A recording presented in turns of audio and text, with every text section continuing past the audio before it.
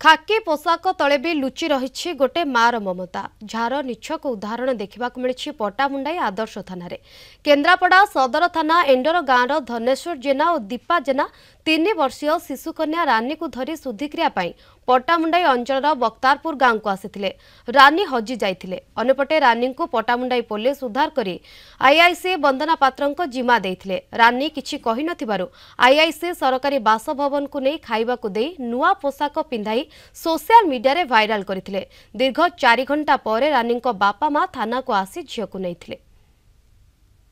माँ ना दीपा जेना आ ता बापा ना होची धनेश्वर जेना तांको घर फोड़रा जहाँकि केन्द्रापड़ा सदर थाना अंडर जाउची से माने बक्तारपुर तांकर गोटे सुध घर काम आसीथिले।